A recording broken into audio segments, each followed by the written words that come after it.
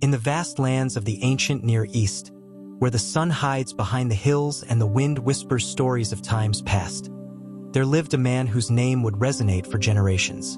His name was Jacob, a man whose life was marked by cunning, struggle, and a tireless search for blessing.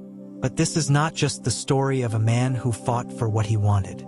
It is the story of an encounter that changed everything. An encounter that not only transformed his name, but also his heart. This is a story that speaks to us of struggle, redemption, and the grace that meets us in our darkest moments. Jacob was no ordinary man. From birth, his life was filled with unexpected twists and turns.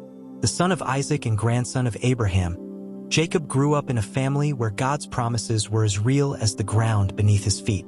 But Jacob was not a man to wait passively for blessings to fall from the sky. From a young age, Jacob showed fierce determination. He was a fighter not only in the physical sense, but in the way he lived. He fought for his place in the world, for his future, and for the blessings he believed he deserved. But that struggle was not always noble. Jacob was cunning, and on more than one occasion, he used his wits to get what he wanted, even if it meant cheating others.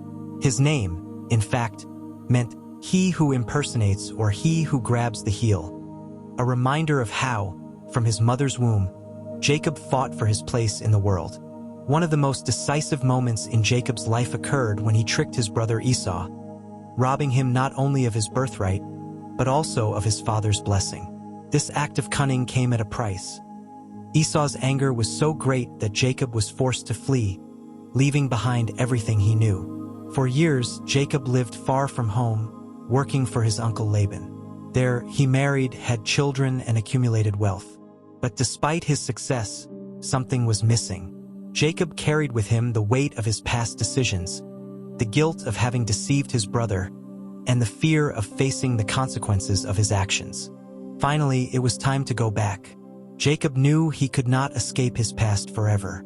With his family and possessions, he set out on the journey back to the land of his fathers.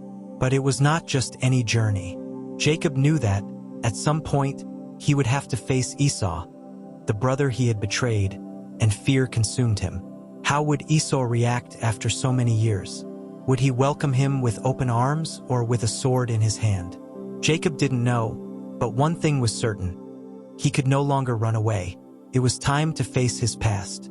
In an attempt to appease his brother, Jacob sent gifts, hundreds of animals, a token of his wealth and goodwill. He divided his family and possessions into two groups, thinking that, if Esau attacked, at least half could escape. But despite his preparations, Jacob knew he could not control what would happen. For the first time in his life, he faced a situation that he could not resolve with cunning or strategy. It was a moment of vulnerability, a moment when Jacob began to understand that he needed more than his own wits. It was on that night, under a sky full of stars, that Jacob came face to face with his greatest struggle. It was not a struggle against Esau, nor against Laban, nor against circumstances. It was a struggle with himself, with his past, and with God. Jacob, the man who had always relied on his own strength, found himself in a place of weakness. And it was there, in that moment of vulnerability, that his life changed forever. Jacob was alone. He had sent his family and possessions across the Jabbok River, preparing for what he believed would be a confrontation with his brother Esau. But on that night, in the solitude of the riverbank, Jacob wasn't alone with himself. Something or someone approached. It wasn't a visible enemy, nor a rival he could face with cunning or strength. It was a mysterious presence, a figure that would challenge him in a way he had never experienced before. The struggle began in silence, without words, without explanations. Jacob and that being became entangled in a fight that would last all night. It wasn't an ordinary fight. It was a battle that went beyond the physical. It was a struggle for his identity, for his future, for his relationship with the divine. Jacob, the man who had always relied on his own strength, found himself wrestling with something he couldn't defeat. Every blow, every grapple, was a reminder of his humanity, of his fragility. But Jacob didn't give up. Clinging to that being, he fought with all his might, even as exhaustion and pain consumed him. At a crucial moment, the being Jacob wrestled with touched his hip, leaving him lame. The pain was intense, but Jacob didn't let go. Despite the injury, despite the weakness that now marked him, Jacob held on even tighter. "I will not let you go unless you bless me," Jacob cried out. It was a declaration of faith, of determination, of a heart that, for the first time, understood that true blessing wasn't obtained through cunning or strength, but through perseverance and dependence on something greater than himself. When the first ray of light touched the horizon, the struggle ended. Jacob, now limping, stood looking at the being that had challenged him all night. And in that moment, he received more than a blessing. He received a new name, Israel, which means he who struggles with God. This new name wasn't just a title. It was a declaration of identity. Jacob was no longer the same man who had arrived at the riverbank that night. He had been transformed, not by his strength, but by his willingness to cling to God even in his weakness. Jacob's struggle teaches us that sometimes our greatest battles aren't against other people, but against ourselves and against God. It's in those moments of vulnerability, when we realize we can't do it alone, that we find true transformation. Jacob emerged from that night with a wound that would stay with him for the rest of his life, but also with a blessing that would change his destiny. His story reminds us that, even in our darkest struggles, there is hope for redemption and transformation. Jacob, now marked by the struggle of that night, walked with a limp that constantly reminded him of his encounter with the divine. But his journey wasn't over yet. There was still one challenge ahead, one that would bring him face to face with his past, his brother Esau. The moment Jacob had long feared finally arrived. From a distance, he saw Esau approaching with 400 men. Jacob's heart raced. He remembered his brother's anger, the deception of the past, and the fear that had haunted him for years. But Jacob was no longer the same man who had fled his home. The struggle at the Jabbok River had changed him. Now, instead of relying on his cunning or his plans, Jacob trusted in something greater, in God's promise and in the transformation he had experienced. With humility, Jacob organized his family and possessions. He placed his servants and animals at the front, followed by his wives and children. He himself went ahead, ready to face Esau first. It was an act of courage, but also of humility. Jacob, the man who had once deceived his brother to obtain a blessing, now approached with an open heart, ready to accept whatever God had prepared. When Esau approached, Jacob didn't run, didn't fight, didn't try to deceive. Instead, he bowed 7 times, a gesture of deep respect and submission. It was an act of humility that showed how much he had changed. But what happened next was something Jacob could never have expected. Esau, instead of attacking or rejecting him, ran toward him, embraced him, and wept. Forgiveness flowed between them, healing wounds that had lasted decades. In that embrace, Jacob saw something that deeply moved him. It wasn't just his brother's forgiveness.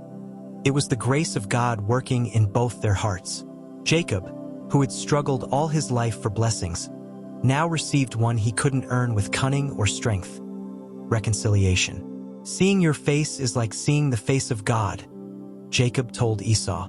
In that moment, Jacob understood that God had been working not only in his life but also in his brother's. The reconciliation between Jacob and Esau teaches us that even in the most broken relationships, there is hope for healing. When we approach with humility and trust in God's grace, we can experience a forgiveness that transforms not only our lives, but also the lives of those around us. Jacob, the man who had once fled from his past, now walked toward a future full of promises. But his story doesn't end here. Jacob, the man who had once struggled for blessings with cunning and strength, now walked with a limp that constantly reminded him of his dependence on God. His encounter at the Jabbok River and his reconciliation with Esau weren't just isolated events. They were the beginning of a new chapter in his life. This is the story of how a man transformed by God left a legacy that would transcend generations. After his encounter with Esau, Jacob settled in the land of his fathers. But this time, it wasn't just a place to live. It was a place to worship. Jacob built an altar, a physical reminder of God's grace and faithfulness in his life. This altar wasn't just for Jacob. It was a testimony for his family and for future generations. It was a reminder that, despite his mistakes and struggles, God had been with him every step of the way. Jacob, now called Israel, wasn't just a transformed man. He was a father who understood the importance of passing on his faith to his children. Over the years, Jacob blessed his sons, not with cunning or deceit, but with the wisdom he had gained through his experiences. Each blessing Jacob spoke over his sons was filled with meaning and purpose. They weren't just words. They were promises that pointed toward the future, toward the plan God had for his descendants. In his final days, Jacob looked back and saw a life full of ups and downs, struggles and blessings. But what stood out most was God's faithfulness. Despite his mistakes, despite his moments of weakness, God had never abandoned him. Jacob died in peace, knowing that his legacy wasn't just his wealth or his family, but his faith. A faith that had been refined in the fire of struggle and strengthened by God's grace. Jacob's story doesn't end with his death. His legacy lived on through his sons, who became the 12 tribes of Israel.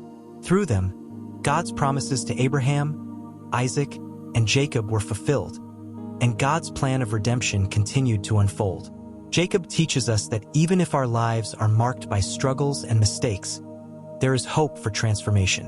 When we cling to God, even in our darkest moments, He can change not only our lives but also the course of history. The stories that changed the world still have so much to teach us today. Are you ready to discover them all? If you're passionate about these epic stories, hit the like button, subscribe, and turn on the bell so you don't miss any of the adventures we still have to tell. Every week, a new story that will make you see the past in a whole new way. Thanks for watching, and we'll see you in the next video, full of action, lessons, and surprises.